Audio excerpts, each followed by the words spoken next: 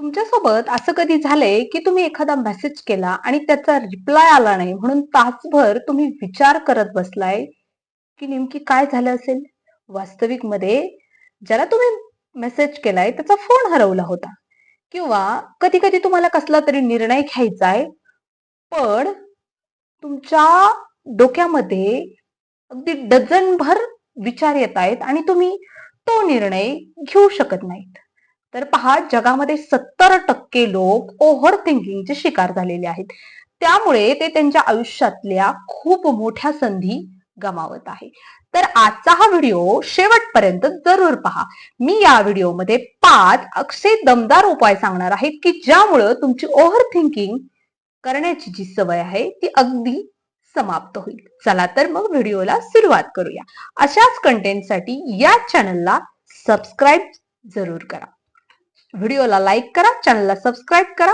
चला तर मग सुरू करूया. सर्वात पहिले, अगदी सुरुवातीला जर तुम्ही ओव्हर थिंकिंग करत असाल, तुमच्या डोक्यामध्ये एखादा विचार आल्यानंतर डझनभर त्याच्या संबंधित विचार चक्र सुरू राहत असेल, तर सर्वात पहिले आपल्या विचारांना नाव द्या. म्हणजे बघा, ते एखाद्या मित्राचा मेसेज आला आणि तुम्ही पुन्हा मेसेज केला, तर त्याने तुम्हाला रिप्लायच केला नाही, तर बघा तुम्ही बराच वेळ विचार करत राहता. त्यापेक्षा तुम्ही एक वही घ्या आणि त्यामध्ये लिहून टाका की हे सगळं माझ्या विचारांच्या अनिश्चिततेमुळे, माझ्या भीतीमुळे होत आहे. मग बघा, तुम्हाला तो जो विचार आहे, जे तुम्ही डोक्यामध्ये सारखं विचार करताय, तो तुम्हाला अगदी छोटा वाटेल. तर तुमचा मेंदू काय करत असतो, त्या विचारांना खूप मोठं बनवत असतो. नंतर आहे लिहा व सोडून द्या. तर पहा, जर तुम्ही एखादी गोष्ट तुम्हाला करायची आहे, एखादा कोर्स करायचा आहे किंवा तुम्हाला काहीतरी नवीन शिकायचं आहे, परंतु तुम्हाला समजत नाही मी हे सुरू करू की नाही करू, मला एखादी नवीन नोकरी करायची आहे, करू की नाही करू, तर सर्वात पहिले एक वही घ्या, त्यामध्ये त्याचे फायदे आणि तोटे लिहा. मग तुम्हाला स्पष्ट होईल की हे करणं तुम्हाला गरजेचं आहे की नाही. विचार करत बसू नका. नंतर आहे कृतीवर लक्ष केंद्रित करा. बघा, जर तुम्हाला व्यायाम करायचा आहे किंवा कुठेतरी काहीतरी करायचं आहे, नवीन सुरू करायचं आहे, तर तुम्ही खूप वेळ त्यावर विचार करता, करू की नको करू. तर त्या वेळेस तुम्ही काय करा, जर तुम्हाला सुचत नसेल काय करावं, तर तुम्ही बाहेर फिरायला जा किंवा कुठलं तरी एखादं काम करा की ज्यामुळे तुमची ओव्हर थिंकिंग थांबेल. कृतीवर लक्ष केंद्रित करा. ज्यावेळेस तुम्हाला विचार यायला लागतील ना, त्यावेळेस काहीतरी कृती करा.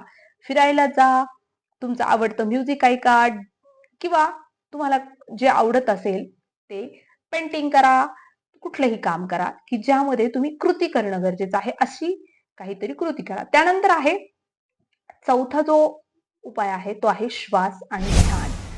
तर बघा, जेव्हा तुम्ही खूप ओव्हर थिंकिंगने भरलेले असाल, बघा आपली मुलं शाळेत जातात किंवा घरातलं कोणी बाहेर गेलं, लवकर नाही आलं, तर आपल्या डोक्यामध्ये हजारो अपघात झाला असेल, हजारो थॉट्स सुरू होतात.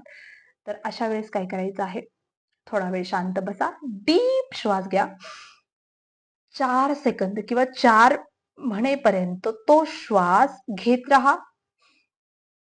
त्यानंतर तो श्वास 4 म्हणेपर्यंतच मनातली मनात काउंट करायचे, होल्ड करा आणि 4 म्हणेपर्यंत बाहेर सोडा. असं 4-4चं 3 वेळेस, असं 12 काउंट करेपर्यंत तुम्हाला करायचं आहे.